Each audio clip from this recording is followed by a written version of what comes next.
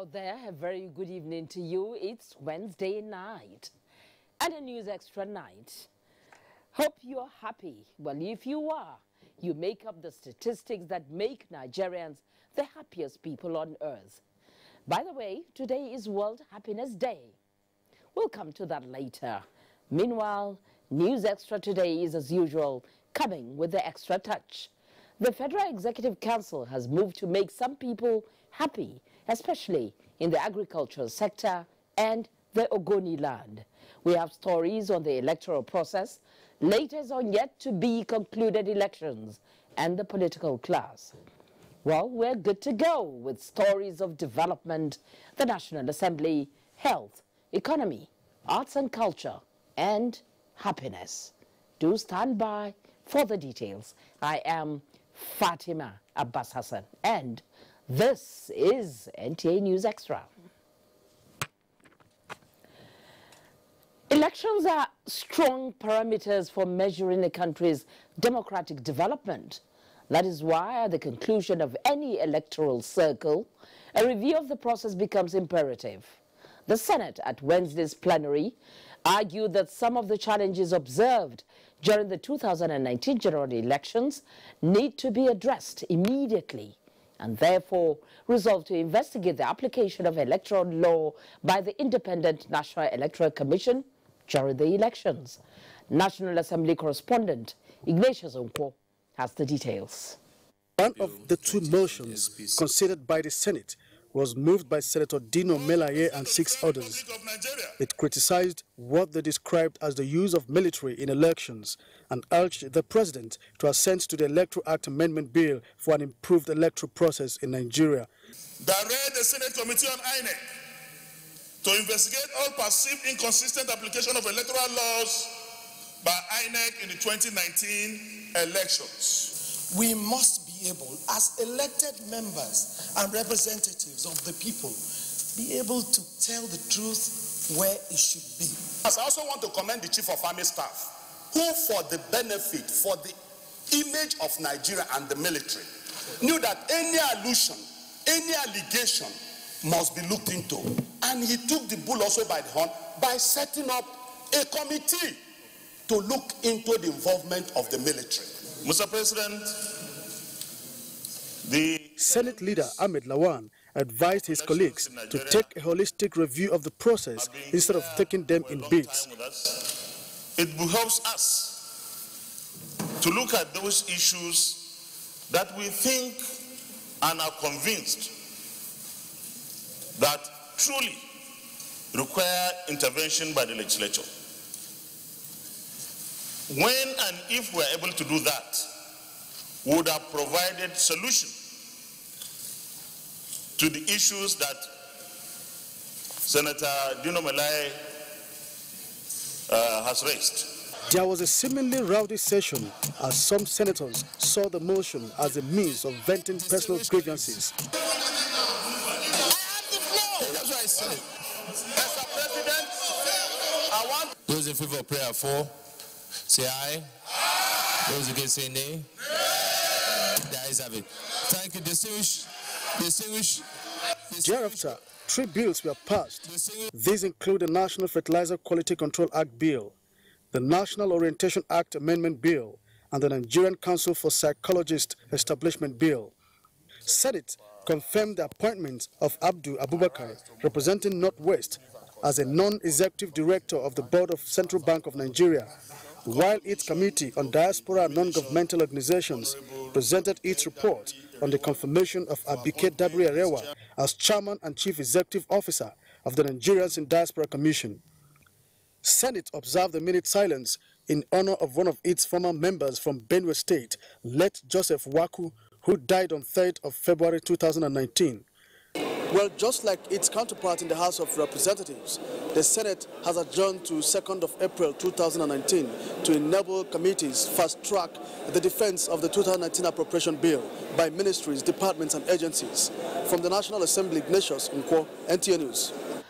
In the meantime, judicial officers, especially justices that are handling election petitions, are being charged to be upright in dispensing justice by upholding the rule of law. The President Court of Appeal, Justice Zainab Bulkachua, gave the charge at an induction course that is underway in Abuja for judicial officers who will be involved in the administration of justice on election matters. Omenka Amarachuku has that report. Seated here are the justices of the appeal court, preparing for the upcoming challenge ahead. By the end of this week, they will be in their various states of posting to adjudicate over election petitions arising from the 2019 general elections and the appeals that will follow suit by the aggrieved parties. Each and every one of you would be closely monitored by my office, and I will not hesitate to descend on any judge who is found wanting in the discharge of his or her duties. By the end of this induction training, you'll all be abreast with what is expected of you, and I'm sure by that time, by the time you resume your duty post, you'll be ready to carry out the task assiduously. The induction course is for judicial officers to cross-fertilize ideas on ways of adjudicating on matters arising from pre-election as well as post-election activities. In Abuja, Omenka Marchuku, NTA News. The Independent National Electoral Commission, INEC, in Adamo State has confirmed the receipt of a court order restraining it from conducting the governorship supplementary election in the state, pending the determination of a principal suit on exclusion of logo of a political party on the ballot paper of the 9th of March governorship election in the state. Tafawa Hamza Mayo tells us more. Addressing newsmen in Yola, the INEC resident electoral commissioner Adamo State Hashim Kanagedam said INEC was served with the court order and will honor it. He said INEC legal team will be at the court to do the necessary in line with the provision of the laws of the land. We will be waiting to hear the outcome of whatever decision the court will take tomorrow. INEC will certainly comply with the order. According to INEC, whatever the outcome of the court ruling, elections will hold in Nasarawa, Benyeri, and Ubagaya constituencies in the state for the State House of Assembly election. The order is not connected to the by-election that we have in Nasarawa, Benyeri, where we lost a member who was also a candidate for the state constituency State Assembly elections. We also want to assure you that, assuming that all things are equal, all materials for this supplementary election are in place. And, with the Central Bank of Nigeria. The electoral body, however, appealed to the citizenry to support INEC for the success of the election. In Yola, Tafawa Hamza Mayo, NTA News.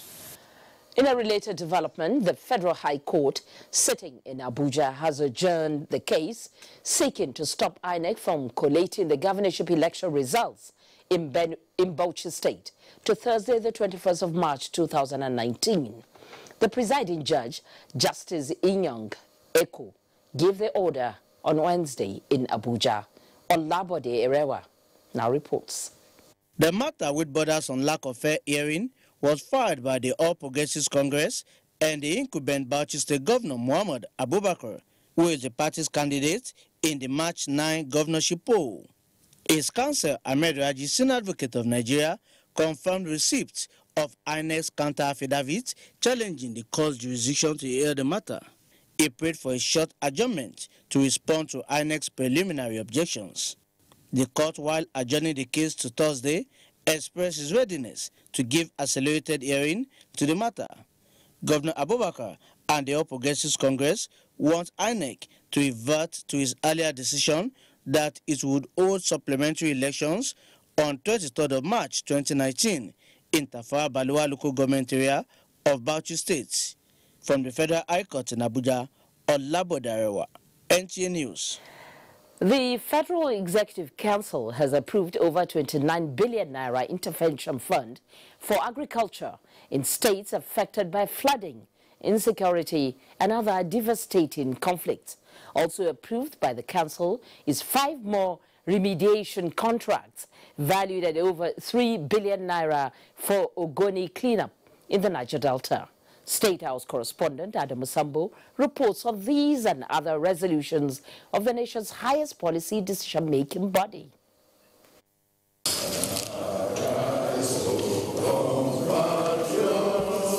With President Muhammadu Buhari presiding, this meeting of the Federal Executive Council, which lasted over 7 hours, is one of the longest to be held under the present administration. Issues relating to sustainable development of agriculture dominated discussions as members engaged the leadership of the National Food Security Council. Consequently, the Council expressed worry over the impact of insecurity and other devastating conflicts on agriculture and resolved to intervene in the worst-hit states of Adamawa, Benue, Borno, Plateau, Taraba, Yobe, and Zamfara. The National Food Security Council considered the importance of helping them restore activity, particularly agricultural activity. So the council approved 8,558,529,755 naira, and the beneficiaries are estimated at about 69,872 people. And this intervention will provide them with fertilizer, seedlings, chemicals, some of them poultry and animals. The Council also considered the impact of the recent flooding on food security and approved over 18.9 billion naira fund for intervention in the 14 affected states. The National Emergency Management Agency statutorily provides support to all states that experience one emergency or the other. But last year there was an unusual flooding in a number of states, about 14 of them. And the National Food Security Council considered the impact of that flooding on the agricultural sector, food production, animal husbandry, and fisheries resources. And today the Council again graciously considered and approved an intervention to provide seedlings, agrochemicals, and fertilizer to 163,117 beneficiaries. In the area of environment, the Minister Suleiman Hassan secured the approval of the Council for the award of 5 more remediation contracts valued at 3.03 billion naira for the organic cleanup as part of the implementation of the UNEP report. We were there in January to hand over sites to 16 number companies. Work is on progress. As of today, we've made appreciable progress. Today, we have now awarded 5 more. Why are they coming in phases? The first 16 number were within the threshold of the Ministerial Tenders Board, but these ones are far above the threshold of the Ministerial Tenders Board. That is why it had to come to the Federal Executive Council, and we are glad to say that we have secured approval and the contractors will be handed over to the sites as soon as it is practicably possible. Meanwhile, the Ivo water supply project in Enugu State, started in 2013, is to be completed soon following the approval of additional 136 million naira by the council. On his part, Education Minister Adamo announced the approval of 613.3 million naira for the construction of the Faculty of Arts at the Adamo State University Mubi, saying Nigeria has also signed a safe school declaration and therefore committed to full implementation of the guidelines on global safe school initiatives. From the State House, Adamo State, NTA News. Since February this year, major discussions are dominated by play-out of elections as Nigerians decide on who rules them. Many say the 2019 elections came with surprises and a new pattern of voting. But what is the expectation of the electorate in the choice of leaders that govern them? What are the political developmental strides that stand Nigeria out? Over now to Talatu Ezirike. It is a globally accepted norm that democracy is government of the people, by the people and for the people. Analysts say Nigerians understand this, but are worried over factors that slow the pace of electoral process. Of concern for many are issues such as the do and die politics, wrong ideology, weak institution, and poor commitment to the pursuit of national interest for overall growth. We've seen democracy operates that it can be gotten right with the appropriate reforms, and one of the most important reforms is the Electoral Act. The political class must critically look at, particularly the internal party democracy. The biggest challenges with the Nigerian democratic experience is actually the humongous cost of governance that we grapple with, to devote a lot more resources to capital expenditure. And so at the end of the day, a great deal of our spending is in the area of recurrent expenditure. And this is not sustainable. Governance, they say, is about the people, to whom sovereignty belongs. As such, some scholars say issues of social contract be taken seriously at all levels. What is paramount for us in the private sector is the creation of an enabling environment for investors to strengthen the capacity of this economy to create jobs. We must sit down and think and come up with a very long-term industrial development master plan, and then passion out agricultural value addition oriented policy. At a time like this, developmentalists will advise on right political culture to advance good governance, and it is generally believed that it's all about unity of purpose to stand Nigeria out in the Committee of Nations. Talati Ezirike, NTA News. The All Progressives Congress, APC, has described as most ridiculous the claim by the People's Democratic Party's candidate, Atiku Abubakar, that the server of the Independent National Electoral Commission, INEC, indicated that he won the presidential election by 1.6 million votes. In a statement by the party's National Publicity Secretary, Larry Issa Onilu, the APC says it is oblivious of the PDP to discredit the credible presidential electoral process acknowledged by international and domestic observers. The statement said Atiku's constant reference to INEC server as a source clearly shows that he and the PDP targeted to jeopardize INEC's database, as evidenced in the reported programmed card readers retrieved from the party's agents. It urged INEC and security agencies to be vigilant, as Atiku and the PDP seem not ready to come to terms with the crushing defeat it suffered in the hands of the APC. In the meantime, the People's Democratic Party has enjoined its members and supporters nationwide not to despair, but work seriously towards the party's victory in the coming supplementary elections across the 6 states of the country. The national chairman of the party, Prince Uche Secondus, stated this during the party's 85th Emergency National Executive Committee's meeting in Abuja. Timothy Yusuf was there and now reports. One agenda dominated the Emergency National Executive Committee's meeting, the Saturday's 23rd March supplementary election in the 6 states of Adamawa, Benue, Sokoto, Kano, Bauchi, and Plateau. National Chairman Uche Secondus assured of the PDP's readiness for the election and implored all stakeholders to play the game according to the rules. We must not do anything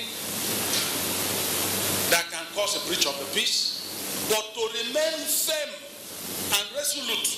Other speakers, including the PDP vice presidential candidate in the 2019 general election, Peter Obi, all emphasized on the need to sustain the prevailing peace and unity of the country. They urged members and supporters of the PDP to ensure that their conduct is in accordance with the provisions of the Constitution and the electoral law. In Abuja, Timothy Yusuf, NTA News.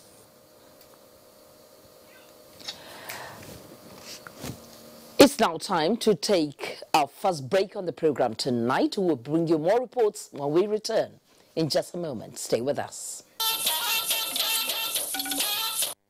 It's good to have you back with us on NTA News Extra tonight. Now, business-oriented agencies are set up to boost revenue generation for government. When 3 revenue-generating agencies this Wednesday appeared before the House of Representatives Committee on Intergovernmental Affairs for Budget Defense, the committee members were dismayed that the expenditure of the agencies exceed what they generate annually. National Assembly correspondent Lami Ali has the details. Budget defense is essentially to enable the National Assembly obtain details of financial transactions from government agencies in order to ensure that lawmakers allocate appropriate amounts to the agencies for smooth running and enhanced service delivery. During presentations by management of National Institute for Strategic Studies, Administrative Staff College of Nigeria, and National Lottery Regulatory Commission, the committee was dismayed that all 3 generate less revenue than their annual expenditure. We do not have all the required resource persons. So what we do is we bring in people from different resource people from different areas to come to augment what we have. We are a service providing organization. The Act is also supported by other acts, not just Aspen Act itself. We have the Fiscal Responsibility Act and other acts that have to do with this. The committee therefore directed the agencies to forward additional details of their transactions for further study. Whatever we are spending or whatever we are receiving, these things are government money and is the money for the Nigerians. Speak to us as an agency that is generating funds. Don't tell us that you don't have the power to do it. You are subsidizing it. Then managers is not properly accounting for what is doing. There should be a way of making them to pay for whatever service they are getting from you.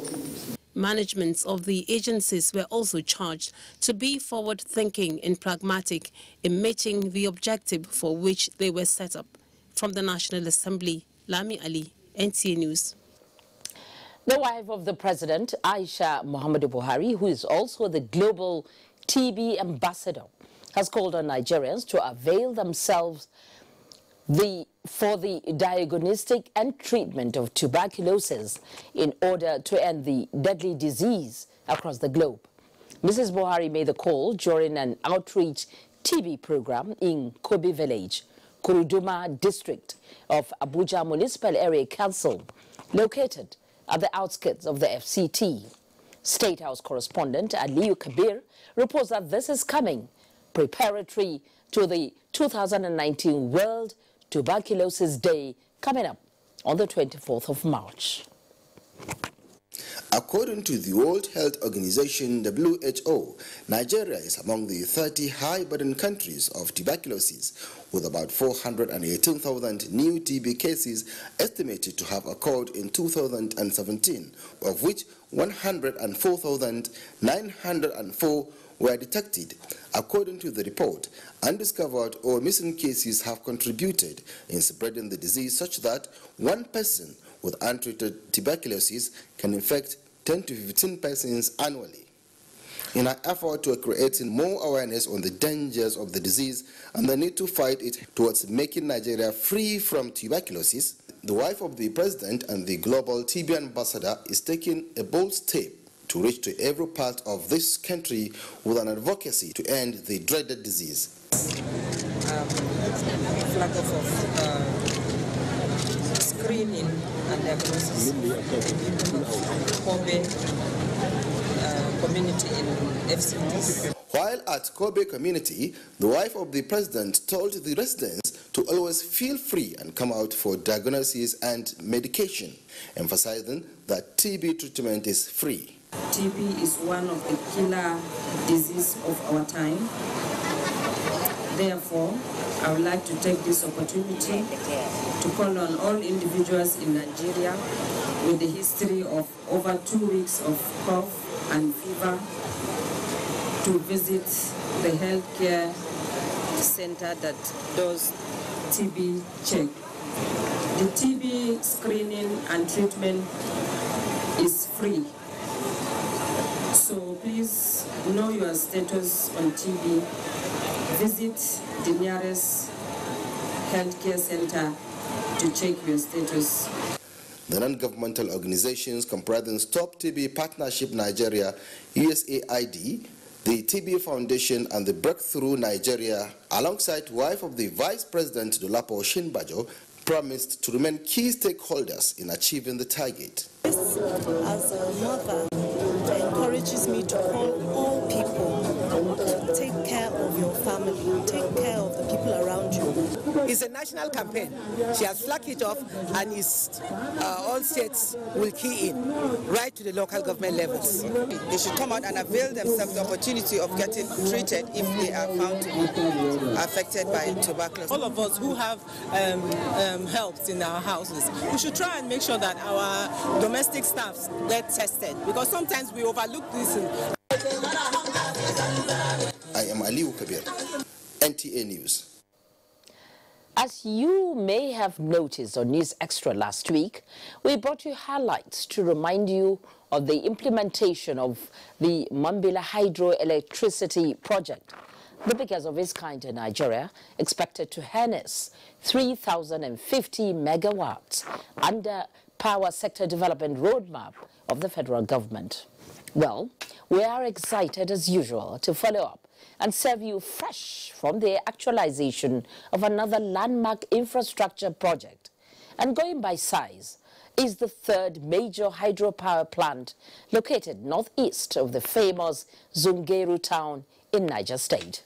Hamza Musa Makrafi reports that half of the work to get the contract to the finish line and impact 700 megawatts on the national grid has been achieved.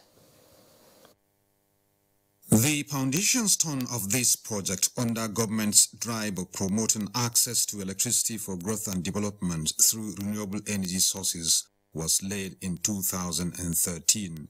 It missed achieving progress and completion timeline because soon after take-up, the project stalled. It couldn't be completed in 60 months. Then also there was another issue which was related with the design of the dam foundation because of issues, critical issues related with the stability of the dam. Then a design change had to be made, so additional investigations have to be done. Because of this, there was a variation work. But to the Buhari administration, Zungeru hydroelectricity project cannot be abandoned. Initiatives by the government breathe new life into the project to satisfy national aspiration. The contract sum of $1.3 billion is funded with 25% by the Nigerian government and 75% by Chinese government. By meeting this contractual obligation and other key demands sustainably, a unique vision is coming into reality. The functionality of any dam infrastructure is contingent on ceaseless flow of water, so River Kaduna takes the credit as much as the source of the water from Jos in Plateau State, lending credence to promoting unity through management of natural resources for the benefit of Nigerians. There is excitement by a team of the Federal Ministry of Power, Works and Housing about the blessings of a river in the emerging engineering wonder, as seeing is believing on the milestones achieved on the project. What I have seen with my team is very encouraging, because you see everybody on his duty post doing what he knows how to do best. And that means that the work is in progress. And by the deal we have seen, the contractors and the consultants are up to expectation and willing to deliver the project on time. From a funding perspective, there is no challenge. So you don't have issues of budget delay or the contractor having to wait with regards to releases. So the project is implemented directly from the funding framework that has been front-loaded. The prospects of huge employment opportunities on a project like this is obvious, with more than 4,380 manpower engagement. Zungeru Hydroelectricity Project is another low-hanging fruit in actualizing yet another important dream of the Nigerian people and their leadership in advancing power sector development plans. Hamza Musa Makarfi, NTA News. Now, the rice revolution under the Buhari administration did not only take the country out of over-dependence on importation of the produce, but also created job opportunities along the value chain of the production. Musa Babaliyu has more on that. Idris Garba is among dozens of workers engaged by this multi-billion naira rice processing industry located in Kano State. His job is to ensure that the processing machine produces quality and standard rice according to specification. If our people, they are copying or they are assembling the company like this, many things will change. But you can see they have money, but they cannot come and make the same this company. You can generate paddy dealers, train youth on how to buy paddy and supply it to the mills. You can train youth on how to buy finished rice and sell retail or wholesale. It is a 40,000-ton milling capacity per day, and among the more than 20 processing centers that spring up across the country producing quality rice. Apart from Idris, there are more than 3 million people that are currently working in different rice value chain across the country. This is according to the recent statistics of the Federal Ministry of Agriculture and that of Labor and Employment. I'm working with bagging area as a supervisor. A day we produce like 2,500, 3,000 and 2,800.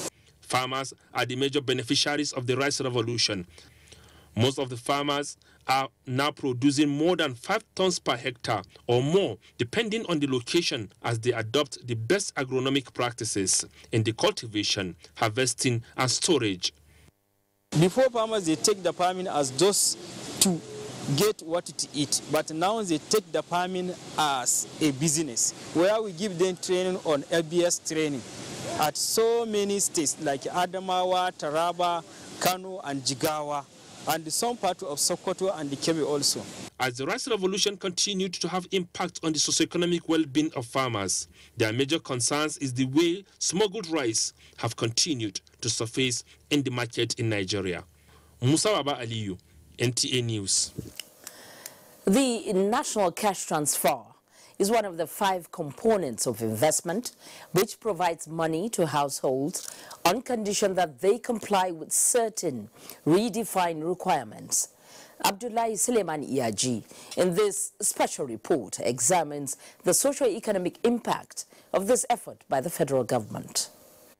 Conditional cash transfer programs are aimed at breaking the cycle of poverty for the next generation through the development of human capital.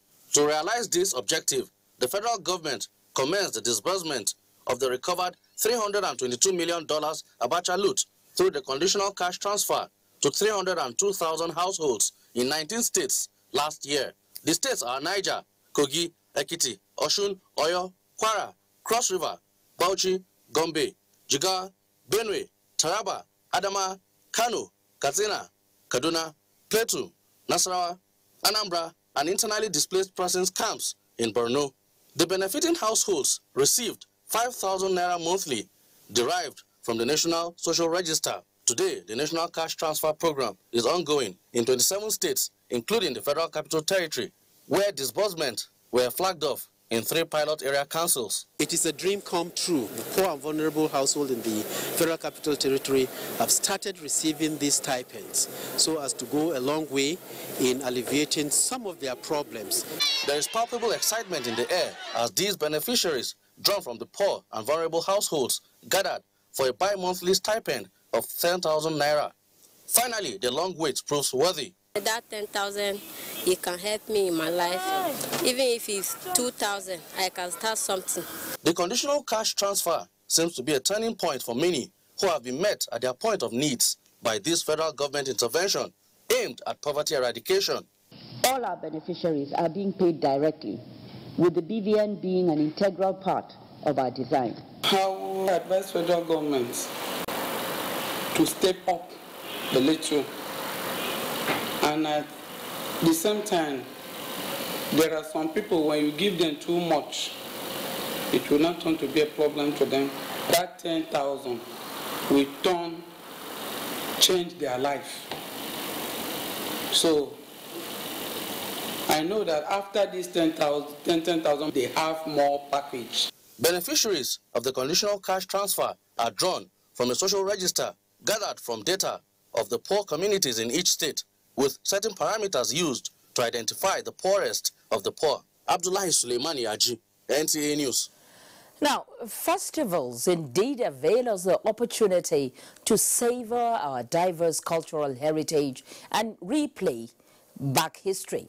Now, the National Council for Arts and Culture is in the forefront, piloting their affairs, using culture as a tool for national peace and unity. When an annual National Festival of Arts and Culture, NAFEST, which would see its 32nd edition, this splendor will be hosted in Benin City, Edo State, in October 2019. Ngufan Shaji reports that the governor of Edo State, Godwin Obaseki, has affirmed his commitment to making this edition of NAFEST historic. Renowned for brass casting in Nigeria, Benin Kingdom is home to arts and craft, and with this conference, the government of Edo State is set to host the 2019 NAFEST edition. The foretaste of what is to be experienced at the National Festival of Arts and Culture, scheduled to hold in Edo State, with its rich festivals rendered in songs, poetry, incantations, royal dances, and unique fashion styles. The ancient Benin Kingdom has remained a cultural hub of Nigeria and Africa at large. Affirming his commitment towards making the National Festival of Arts and Culture a memorable moment, Governor Godwin Obaseki says he is ready to host the world. Edo State is prepared. Edo State is ever ready. And we have the governor, we have the people, we have the Oba, and we have the ministry ready to take on the responsibility of hosting one of the best ever arts and culture festival in the world. The Director General of the National Council for Arts and Culture, Otumba Ranshawa, says the festival is a clear demonstration of the critical relevance of culture and building bridges of love and friendship across different ethno-religious divides in Nigeria. We have rebranded NAFES. We have skill acquisition, we have waste to wealth, we have free medical. We are touching lives with NAFES. And that is part of our strategy. Although NAFEST 2019 is themed Our Royalty, Our Pride in Abuja, Gufan Shaji, NTA News. Now, it is often said that when there is food on the table, it makes a man happy. But really, does it? Or how will you define what makes a man happy? Are you aware that today is World Happiness Day, and for us as Nigerians, what connotes our happiness as a nation? Now, in this report, Ruth Aguele takes a look at the World Happiness Index, which ranks Nigeria 91 in 2018, moving 4 steps up from the previous ranking of 95 in 2017 in the Global Happiness Ranking.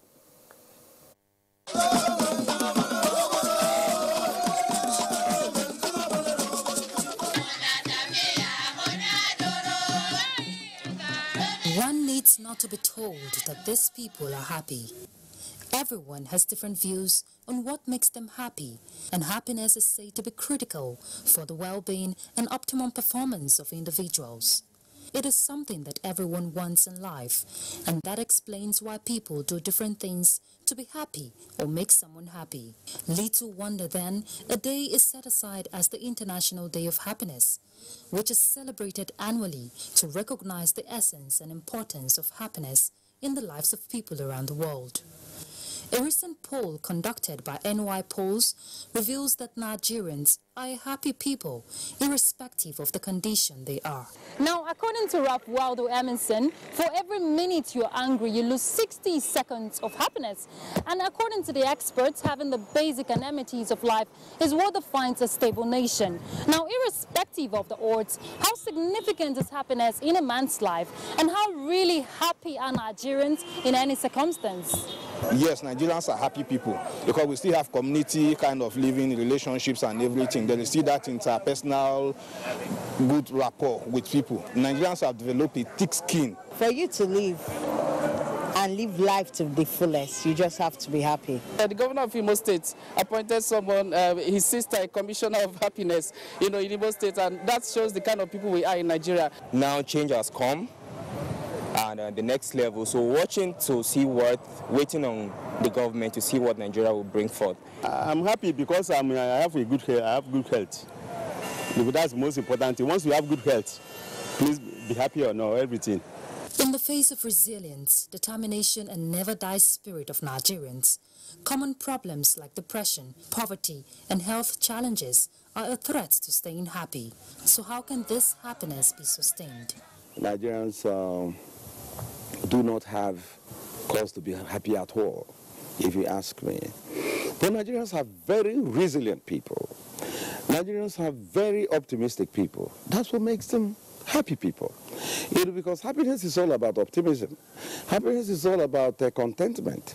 This year, Finland tops the ranking of world's happiest country. The World Happiness Report ranks countries on factors that supports well-being, like GDP per capita, freedom, trust, healthy life expectancy, social support, and generosity. Nigerians have to keep that hope alive. Once they keep that hope alive and keep looking to the end product, whatever they are going through today will not matter too much to them because they know happier days are coming. There is no doubt that happiness is increasingly considered as another yardstick for measuring social progress and public policy goals, from the worst possible to the best possible life. Since happiness is a state of the mind, it's not about what you have or who you are. It's about keeping hope alive. And like the theme for this year states, happier together, focusing on what we have in common rather than what divides us. In Abuja, Ruth Aguele, NTA News. Many thanks, Ruth. Now, 7-year-old Success Adego has been trending on the internet for some days now due to her rant about being chased out of school by the authority for not paying her school fees. Thalma Eliego, in this special report, brings us up to speed with happiness around Little Success and Delta State government's intervention in her case. On 14th March 2019, a video of a young girl who was angry about being sent out of school for not paying her school fees was uploaded by a sympathetic Nigerian on the internet and has since gone viral. You never pay now? I never pay. No, I no go pay. I'm going to push it. Okay, so you wait, but you better not me the flog you or be the same you go tell your mommy. Why they go flog me? This video, which came out as a joke, has elicited sympathy from Nigerians who saw her outburst as a cry by a young girl who values education and is determined to go to school beyond all odds. Success is a very brilliant girl and she's sharp. She's always the first person in the class. Whenever you give her any assignment, if she fails anyone, she will be crying. Success outburst has also drawn attention to the deplorable state of her school, Okotiebo Primary School in Sapele local government area of Delta State, a school described by many as a disaster waiting to happen. Success outburst has brought to light the need to address the decay in the school. This, the state government is already tackling. Okotiebo Primary School consists of 2 schools, and we've awarded the contract, but we're dealing with it in phases. So Okotiebo 2, the work has already started, and before we now come to this one. Back to the matter at hand. I'm sure you are wondering, like me, why little success was sent home against the backdrop of free education in the state. In terms of illegal collections, oh yes, definitely. It's an issue that we've been dealing with for a long while now. It's become a recurring decimal in terms of school heads imposing these levies that are not approved or prescribed by government. We have continuously made it clear to them that you have no right to impose these levies. I conducted preliminary investigation, so I have some information on it. But in the interim, we're going to have to suspend her as head teacher of this school, pending the outcome of the investigation. This action by the ministry will serve as a deterrent to heads of public schools who engage in these malpractices. Meanwhile, Success Outburst has also drawn attention to the dire need of another pupil, Precious, who is visually impaired. I'm actually here to make more payments for other children because people on social media, they got to hear that more children are in need of this help and more payments came in. So that's why I'm actually here this morning to make the payment and also to take the 3 little albino children for their eye treatment. Yeah, I'm very happy now that Success have gone back to school and the government is taking care of that she should be granted to stay school. It is also on record that more than 20 pupils will ultimately benefit from Messiah Success Outburst. Well, what better way to bring happiness to the life of a 7-year-old? We'll be taking another short break now. There'll be more when we return. Do join us again.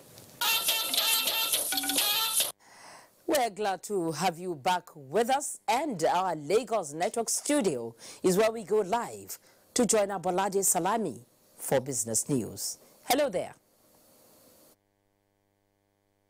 Hey Fatima, good evening and welcome to Business News segment.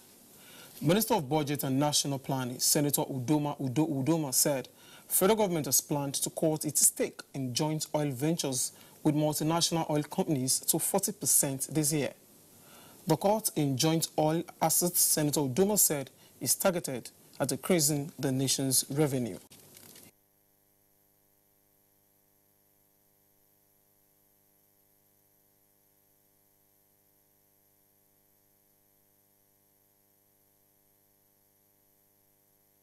In the meantime, Chairman FIRS Babatunde Fala said number of Nigerians and companies paying value-added tax should increase by the end of the year. He called for a reduction in companies' income tax rate for small businesses in order to improve compliance.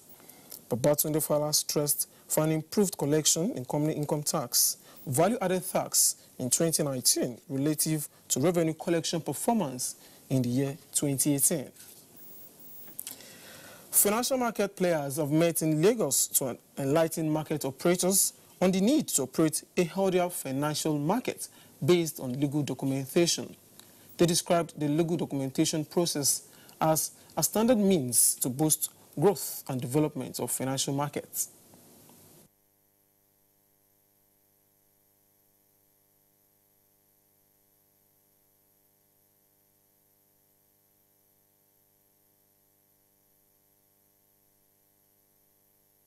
Hedging gives you a better way for CFOs to be able to plan better, because then by hedging you have a constant price that you've already planned, as opposed to leaving yourself to the volatilities of the market. It's very applicable to the capital market. Hedging applies to every financial market, either the capital or the money market. Currency hedging, for example, importers and exporters in Nigeria would benefit, commodity producers in Nigeria would benefit, and all these grow out of an opening of the market. So what we're seeing today is the new development of new legislation in the Camera Bill that's going to open up the market, and what we're encouraging is the Nigerian market to adopt the international documentation standards. And still talking equities, markets today closed in the red. Here at today's trading. At the close of midweek trading, Nigeria's equities market finished in the red, depreciating by 0.13% to close the Osha index at 31,040.84 basis points. Volume of shares traded stood at 223 million, valued at 2.16 billion naira, which exchanged hands in 3,409 deals. Market capitalization closed at 5 trillion naira. Access, Dangote Flour, and GlaxoSmith all posted gains, while Nestle, Better Glass, and Cadbury finished in the red territory.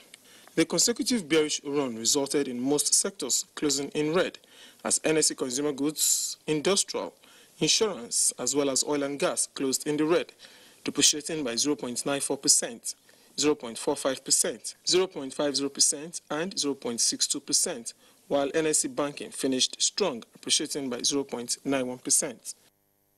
That does it on business news. This extra continues with Fatima in Abuja. Good evening. Many thanks, Abolade.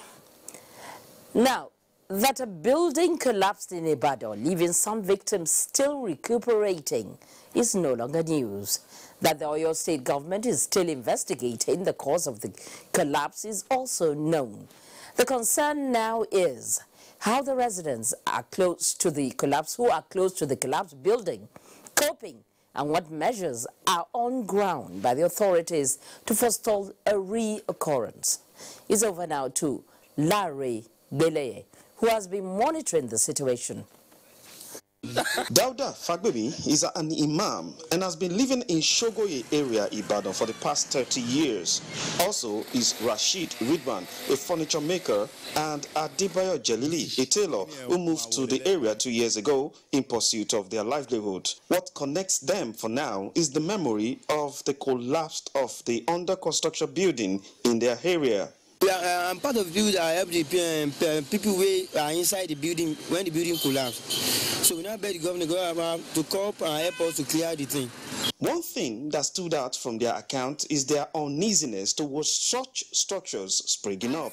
The Chief Inspector of Koren and the Director General Bureau of Physical Planning and Development Control in Oyo State disclosed the planned action. We can say at this point that it looks like professionals, registered professionals, are not engaged in the execution of the projects, either as builders or as engineers.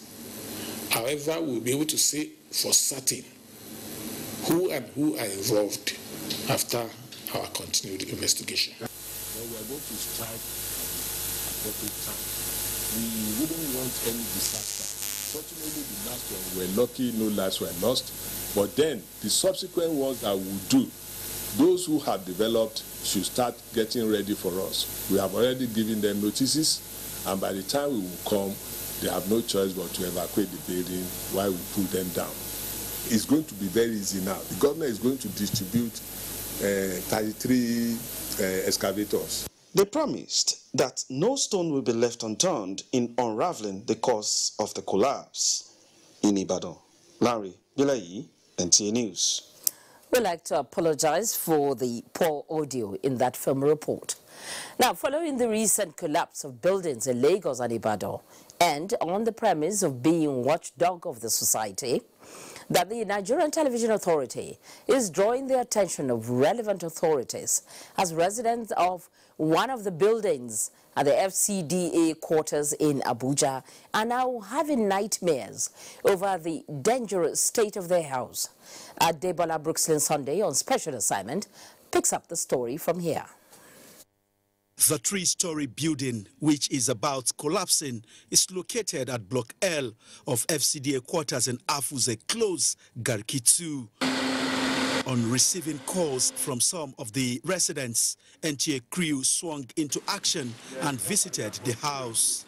Despite the condition of the building, some of the occupants, including children, were going about their normal life unbothered, while others were afraid of what could happen in the next minutes. We carry fear and sleep, and we call on court to take control. This is FCDA quarters. I've fully paid the money because of the level of the cracks in the structure. We don't sleep with our two eyes closed.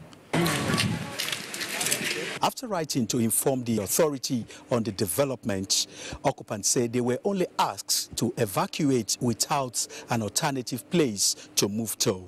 From the office of the minister, emanated our application to the coordinator of AMAC. And since then, nothing has been done.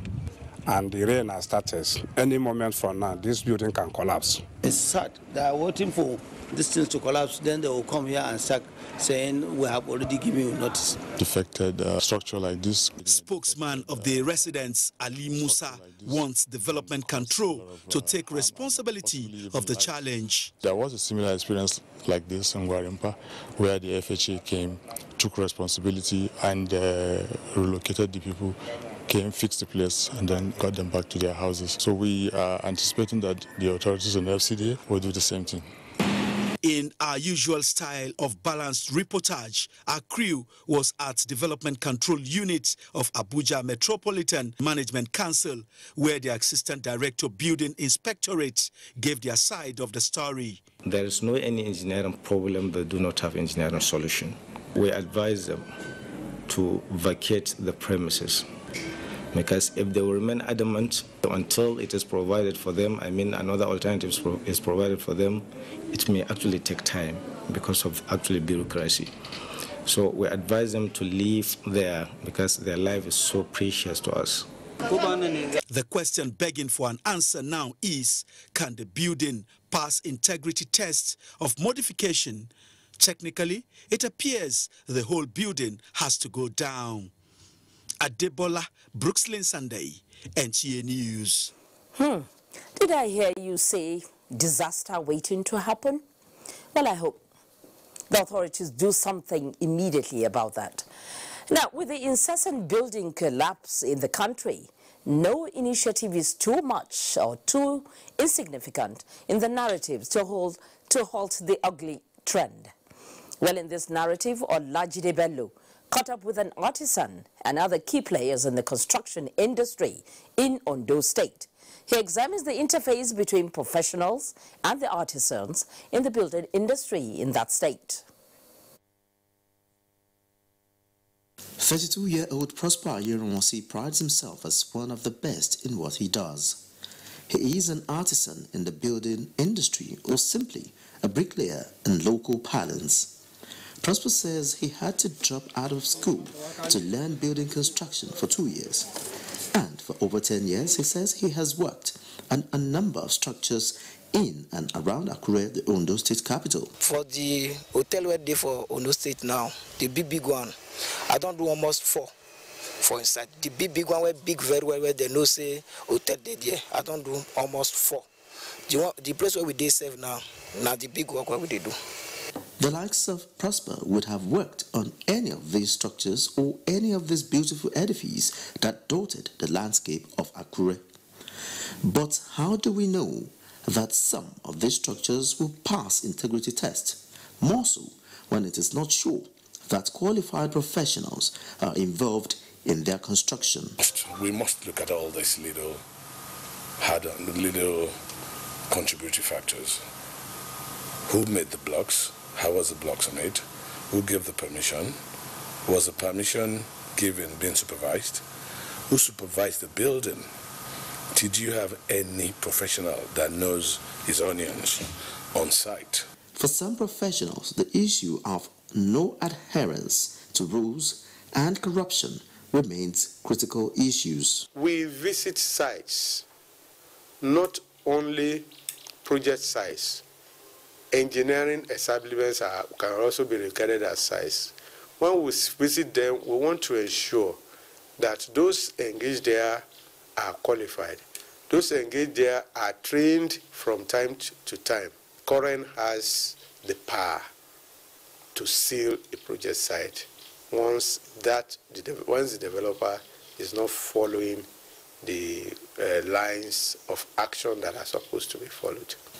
While the likes of Prosper are very central or important in the construction industry in Nigeria, experts says they must not be left alone on site. Well, just like the saying, there is a need for a round peg in a round hole. But as for this, I think I'd rather go with my profession and hold the mic. In Akure, Olajide Bello, NTA News. Many thanks, Olajide. Now, perennial flooding is another name for Asaba, the Delta State capital. Every year it leaves in its trail tales of woes. In the last 1.5 years, the Delta State government has made concerted efforts to stem the tide. This development has been heartwarming to the residents. However, with the rainy season fast approaching, residents have become apprehensive. Why, you may want to find out. From Monica Ndeli. The storm drain project, which began over a year ago, brought joy to the hearts of residents of Asaba. The reasons were not far-fetched. Firstly, residents in Asaba during the rainy season will sleep with their 2 eyes closed. Secondly, the untold hardship and consequences residents are prone to during the rainy season would become history. Before, it was no-go area, but for now, thanks to the government and Okowa, the governor himself, the man has tried. Just for Mary and Bangida Road, the man has tried. I give him pass mark for that. We stand for Okowa for a handwork when you do for us. You do much. Aside the construction of the storm drain, several roads have been constructed and rehabilitated with necessary precautionary measures to ensure free flow of water in the gutters. This expectedly will assist in flood prevention and also reduce erosion menace. However, it seems the efforts of government still leaves much to be desired. When rain comes, motor will not be passing all year full of rain.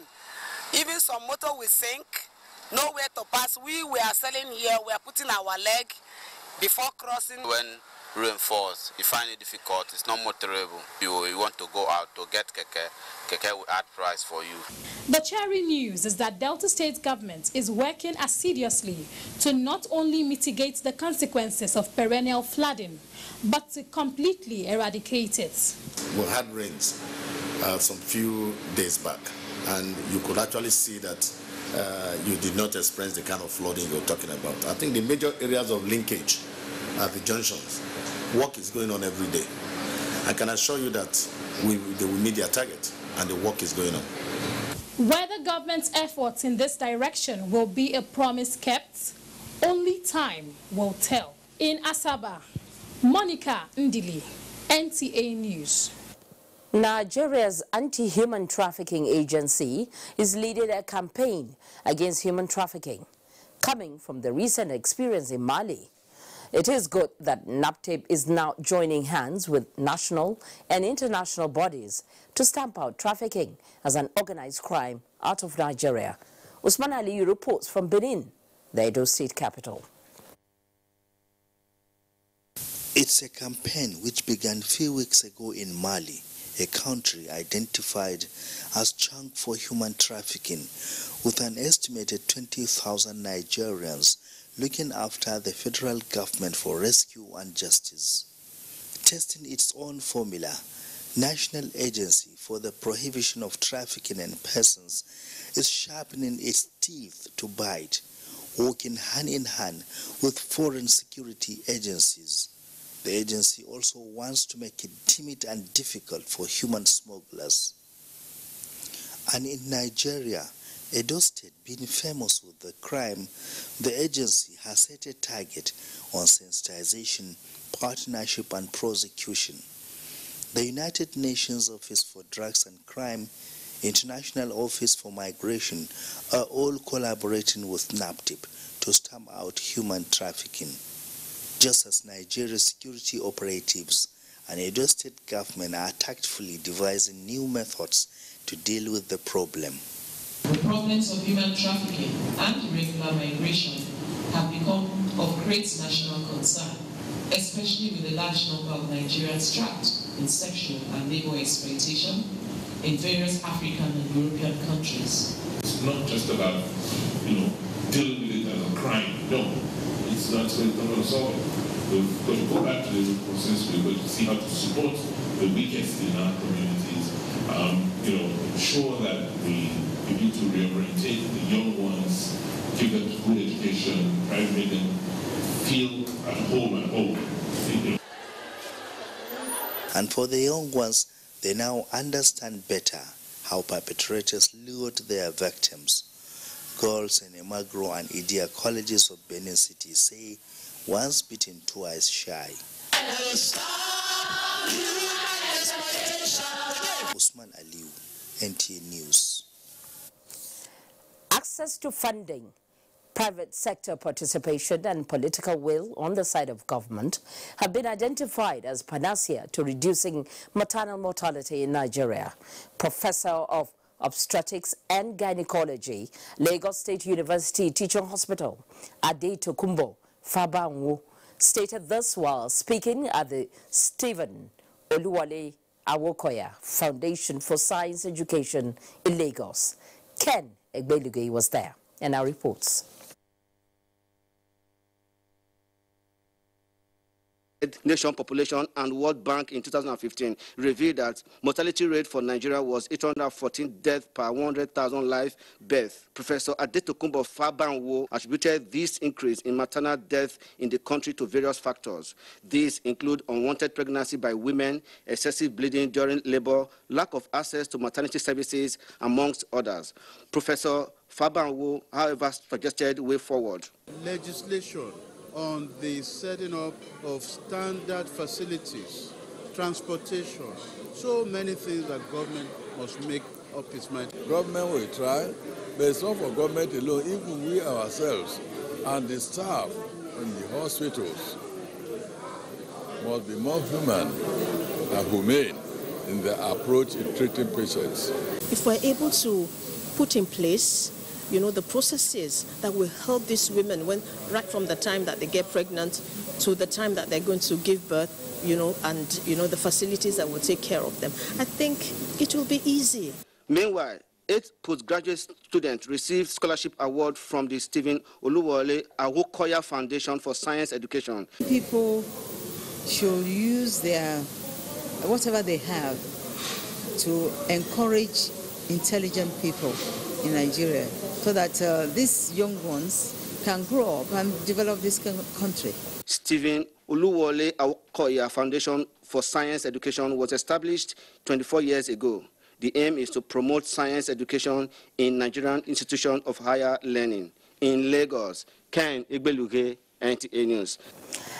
Time now to take another commercial break. NTA News Extra returns in just a moment. You're welcome back, and you're just joining us. This is NTA News Extra, reaching you live from the network service of the NTA.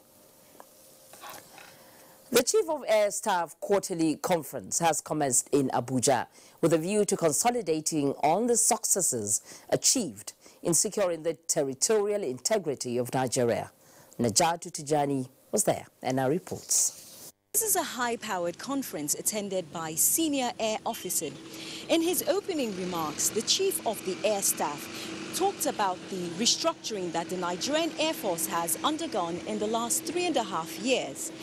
This conference will consolidate on those achievements while implementing policies and plans that will take the Nigerian Air Force to greater heights in line with international best practices.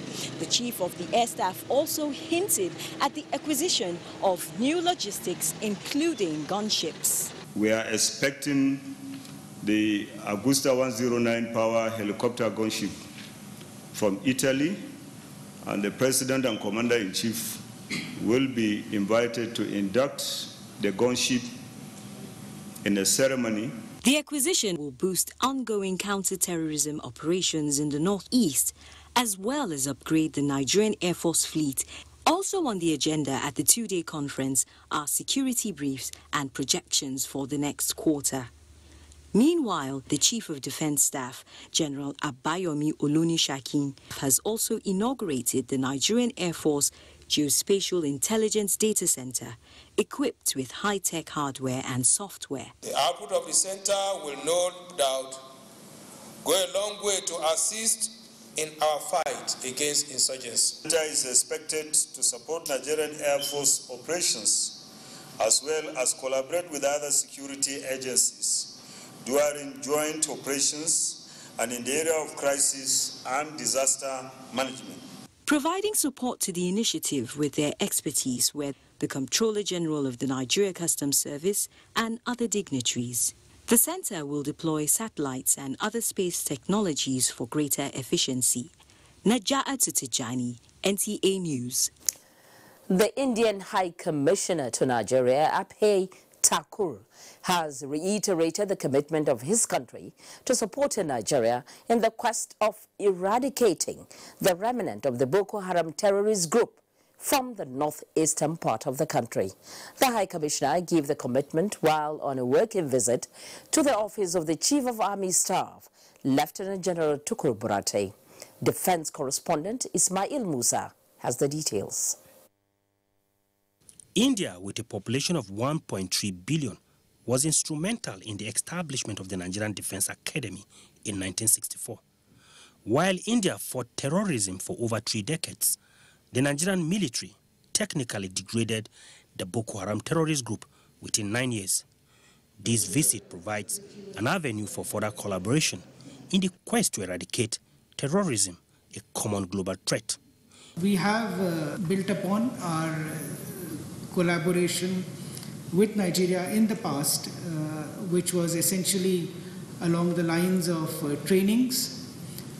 I'm very happy to note that we have hopefully managed to infuse some new thinking in terms of upscaling our cooperation to newer areas and at a larger, in a larger format. We will continue to look for avenues to which we will utilize your wealth of experience and your defense industrial complex that has developed to very high standards. I know your capabilities in handling and technical support to us in the T-55 and the T-72 tanks.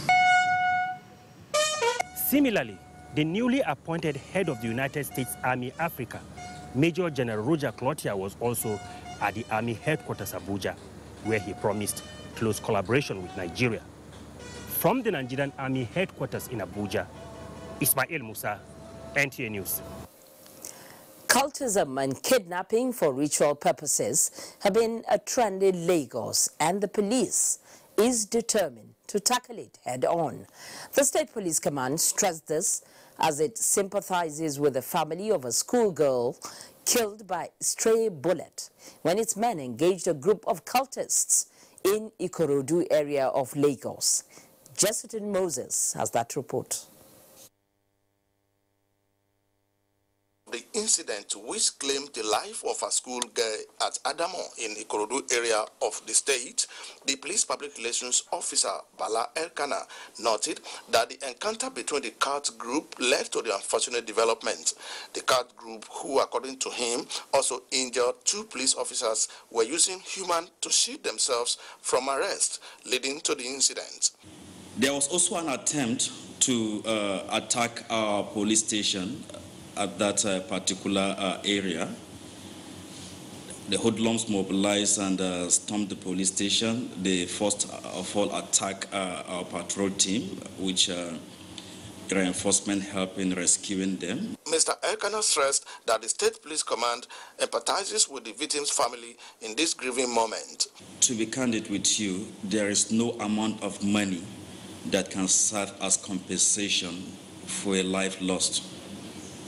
So if I use the word that compensation will be given, that it will be an insult to the young girl who died without planning for it as a result of criminal activities in their area. But I assure you that the command will be with the family. The State Police Command, according to the PPRO, has also rejigged its anti-cultism unit to tackle the menace of cultism. He charged the youths in the state to rechannel their energy as the police are ready to combat the menace. In Lagos, Jessica Moses, NTA News. Another commercial break beckons. We'll be back with more in just a moment. Don't go away. Good to have you back. And now for stories from other parts of the globe, Adamo is our guide. Hello and glad to have you join us on this segment of the news. The United Nations says Cyclone Idai has triggered a massive disaster in southern Africa, affecting hundreds of thousands, if not millions of people.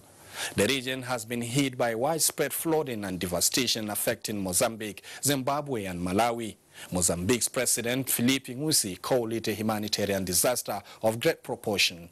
In Zimbabwe, the government says 98 persons have been killed and more than 200 others are missing. The Red Cross has warned there could be outbreak of waterborne diseases, including cholera, due to the expected contamination of water supply and disruption of water treatment. Meanwhile, police in Brazil says gunmen have attacked a convoy of trucks carrying uranium to a nuclear power plant